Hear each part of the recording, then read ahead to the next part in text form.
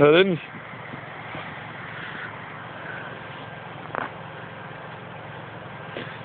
Dennis, hvor meget har du drukket? Var du sejler rundt? Ikke mere, end jeg plejer at have. Den står langt væk, Henrik. Ja, han risikerer noget. Griber du den, hvis den kommer i nærheden af min bil? Du griber den, hvis den kommer i nærheden af ved mig? Nå. Der render jeg. 2 sekunder, Ken. Ja.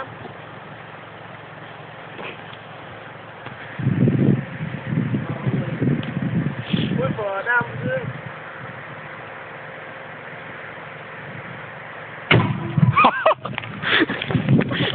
Ha ha ha.